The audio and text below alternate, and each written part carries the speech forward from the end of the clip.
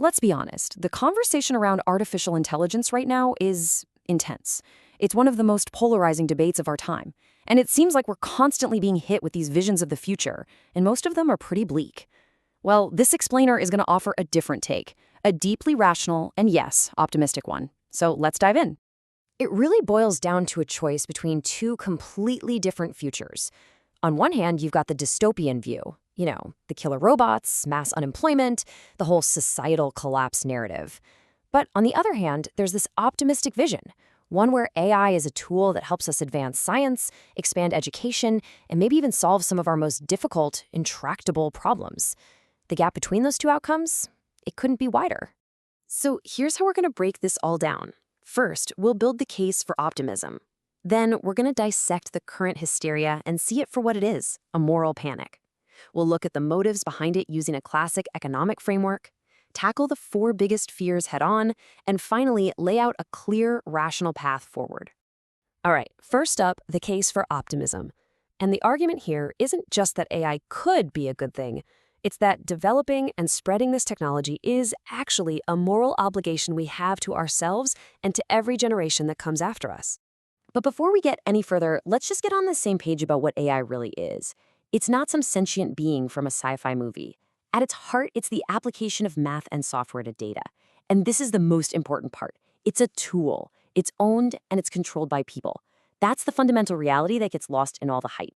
And the potential for this tool is, well, it's staggering. Just think about it for a second. An AI research partner for every single scientist, speeding up breakthroughs, an infinitely patient, personalized tutor for every student, a catalyst for real economic and wage growth, a new partner for artists, a tool to help leaders make better decisions. I mean, this isn't about replacing people. It's about augmenting human intelligence on a scale we have literally never seen before. So if the potential upside is so huge, so profound, why is the public conversation dominated by fear? By hysteria? The answer, as it turns out, lies in a pretty predictable historical pattern. Yeah, why the panic? Why is there this massive gap between a potential utopia and the horrifying dystopia we keep hearing about? Understanding what's driving this fear is absolutely key to navigating our way forward in a rational way. It turns out, we've kind of seen this movie before. Every truly transformative technology, from electric lights and cars to the radio and the internet, has sparked a major moral panic.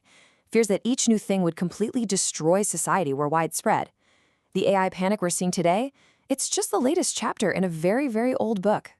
And inside these panics, economists have found this fascinating dynamic. It's this strange alliance of two very different groups, both pushing for regulation. The framework to understand this is called the Baptists and the bootleggers. So on one side, you have the Baptists. These are the true believers. They genuinely and deeply fear that AI is an existential threat, and they are driven by a very sincere conviction. Then you have the bootleggers. They're the opportunists. They use all that panic as a cover to push for regulations that would essentially create a government-protected cartel, shielding them from competition, especially from startups and open source projects. Okay, so with that framework in mind, we can now turn to the actual arguments themselves. It's time to take a rational look at the 4 major fears that are really dominating the whole AI conversation. Let's start with the most extreme claim, the one straight out of Hollywood. The fear that AI is going to become sentient, rise up, and, destroy humanity. The Terminator scenario. The reality is, thankfully, much simpler. AI is math and code. It is not a living creature that's been shaped by billions of years of evolution.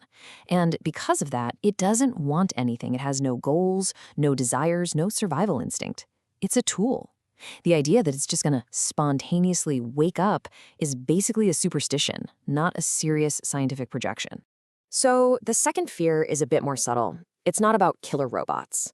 It's about AI causing massive societal harm through things like hate speech, misinformation, and this big fight over something called AI alignment. And that AI alignment debate is really at the heart of this. The stated goal sounds pretty good, right? Align AI with human values to stop it from causing harm. But here's the risk, and it is profound. Who exactly gets to define human values?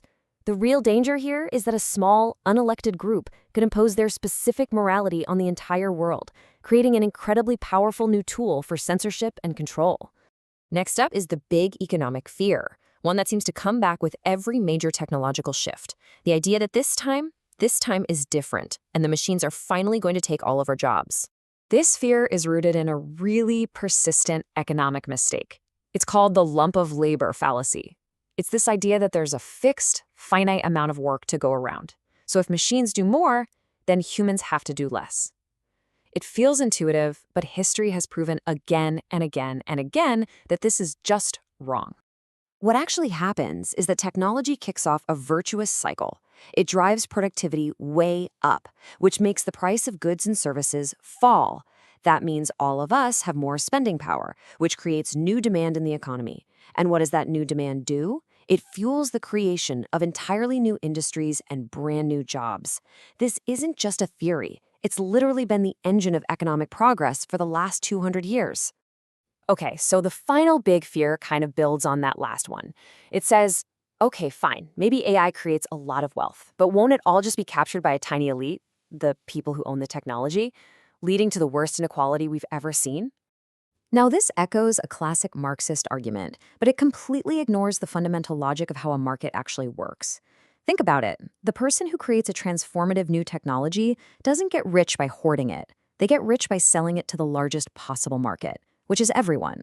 The profit motive is precisely the thing that ensures technologies like electricity, the internet, and now AI become widely distributed, not hoarded. Now, does this mean there are no risks at all? Of course not. The one truly legitimate fear is that bad actors will use AI for malicious purposes. But I mean, that's true of any powerful tool.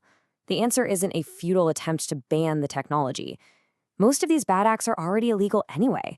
The rational response is to vigorously use AI itself as a defensive tool to protect ourselves. So if we reject the moral panic and we confront these fears rationally, what does a pro-progress path forward actually look like?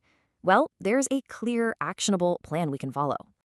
The plan has 4 main pillars. First, let the big tech companies innovate, but we have to prevent them from capturing the regulations to lock out competition.